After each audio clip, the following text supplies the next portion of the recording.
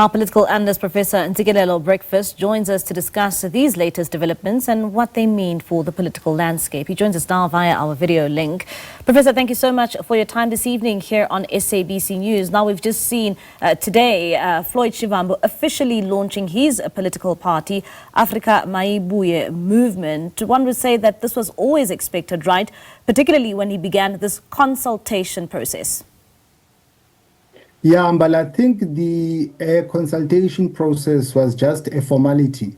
So it stood to reason that later on he was going to announce a political party.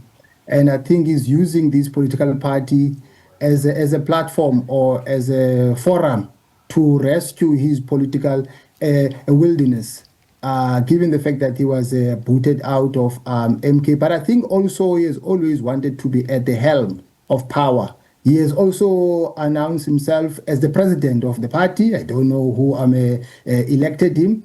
But I think the next step now, what I'm looking forward to is the ideological framing of the party in terms of what is going to hold the party together. I expect that because, of his ideological posture, that maybe we will hear announcements that the party stands for Marxism and Leninism. The party supports Pan-Africanism and so on. So we might see a party that is similar to the EFF in terms of its philosophical outlook.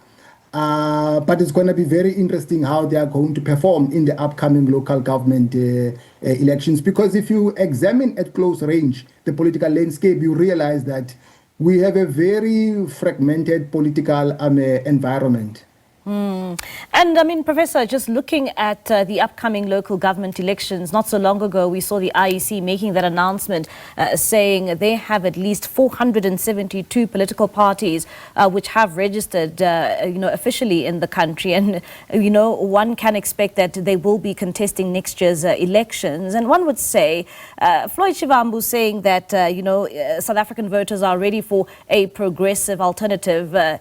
Is the country hungry for a new political party? Of course not. Look, on the one hand, I do support the idea of multi-party democracy.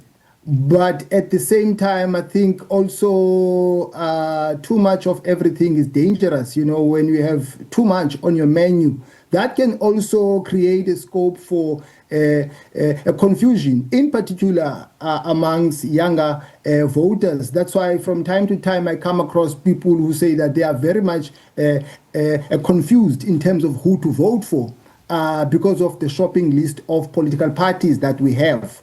So I don't think that there is a deficit of political parties. I think we have a lot of them. And I don't think that the political offering that is going to pitch will be a breath of fresh air. There's nothing new that is going to articulate that we have not heard before. It's just that I think he has always wanted to be in charge of his own political party. Remember, in the EFF, I think he realized that he couldn't oust Malema because Malema didn't want to let go of power. And in the MK, I think that move was a project gone wrong, and now he has his own political party.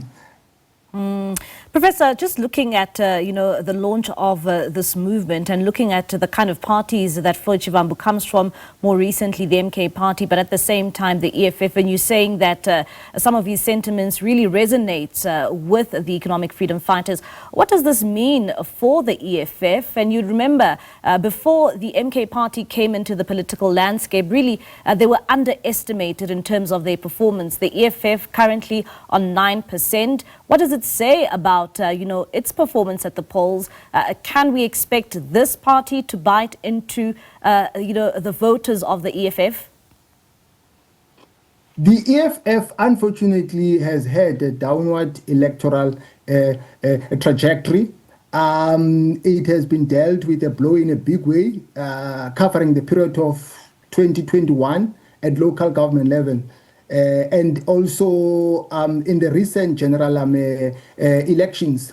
So it has not been performing well And I think this political move by the Mayibuye party now poses another threat to the EFF. But at the same time, I think the EFF has entrenched itself amongst the rank and file, especially amongst the youth. But the problem with the EFF has been their framing of the discourse of foreign nationals, because the message that they've been pitching has not been resonating well with the majority of the black working class. So it's going to be interesting, because I've heard Malema now changing gear now, articulating a different ideological position of the party, that South Africans must come first. But all in all, what I'm saying is that this party does pose a threat to the EFF, and I think it remains to be seen whether the EFF is going to improve its electoral performance in the upcoming local government elections. Professor, thank you so much for your time this evening. That's Professor Ntsikelelo Breakfast, political analyst there, just giving us his insights on the launch of Floyd Shivambu's new political party, Africa Mayibuye Movement.